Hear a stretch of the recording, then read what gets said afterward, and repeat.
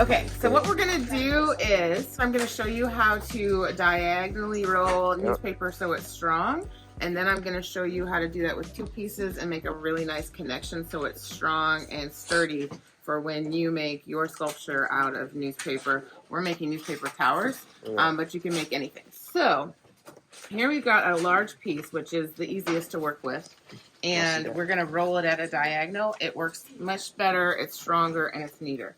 So when I start, I actually fold the edge a little bit. So I do this, and it helps me make a little bit neater roll, and I want to start pretty small, so it's going to be tight. That's going to make it stronger. And then do you see how I'm walking? I'm rolling it little by little. See how I'm walking it? But I'm making sure it's tight so there's no gaps as it rolls, so that it's as solid as it can be. There's still a little empty space inside, but it's making it nice and strong. And remember, we're not using a lot of tape. The idea is to use the strength of the paper. So we're making something strong out of something that's not usually strong.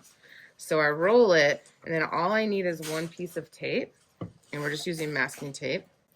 You could get a few pieces ready to go. But we're not going to use a lot of tape. That's not what's giving us our strength. And since we want good craftsmanship, we want this to be neat, but also our tape. Yes, perfect. Thank you. So I'm going to put the tape on as neatly as I can and try to match up the beginning and the end of the tape so it looks neat also. Do you see that? As neat as it can be. I'm going to do the same thing with another, and that was a little bit wrinkly, so if I wasn't trying to do it fast for the video, I'd probably redo that piece. But we're going to call that good for now, and then we're going to make a second one just the same. So just to review, I'm folding it over a little bit. It makes it easier to start, and then I'm going to try to make this hopefully the same size as the other one. Because if I was making a square or triangle or octagon or whatever shape I was making, I would want all the sides to be the same.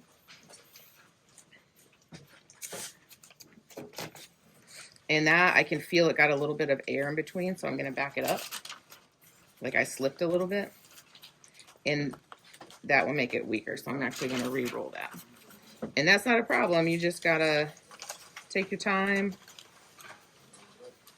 work as you go. Okay, there we go. That's a little better. All right. I'm walking it, making sure it's staying nice and tight. And this then, one looks bigger than that one. Does it look a little bit bigger?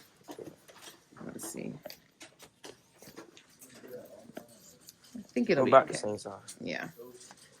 And then, okay, then I'm going to get a piece here.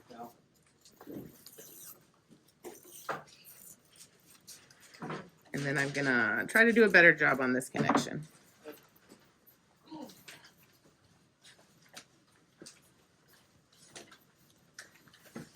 Okay, now I'm going to show you a magic trick that I did not invent. It could be better. Should I redo that one? Not really. No? Okay. This is something I did not invent. One of my students in another class did. It's genius. So we want it to be, can you see that?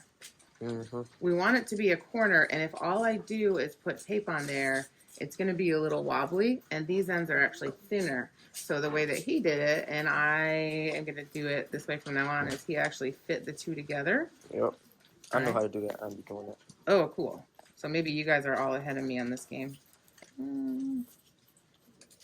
Hold on. Oh, it's bent over. Can I see scissors? Who's got scissors? It's some on the chair right there. That's okay. I'll just tear it. Okay. So I tore it because it was bent over and I didn't have scissors. So now I've got it stuck in here. And so when I fold it, it goes in about this far. Yeah. When I fold it, then you bend it. I bend it, and now it's trapped in. You making a triangle or a square? You can make a square out of that. You can make a square or a triangle, yeah. And then I'm going to put just a little bit of tape just to strengthen it, just where the two pieces go together. All right, and I don't want to. And that's holding it, but really the strength is coming from the inside and being trapped around that corner. So then I could make a triangle. I could do the same thing on all four corners, make a square. But now we've got, you can see how it looks nice and neat. And it's going to be strong, and it's not going to want to fall apart. Oh, okay? Yeah, that looks real strong. Yeah. Put it back in. So that is how you make a really nice corner. Yep. I'm sure there's other methods, but this is one that one of my students came up with that's awesome. And then rolling it at a diagonal makes it strong, and just taping it in that one spot where it comes together. So let me know if you have any questions.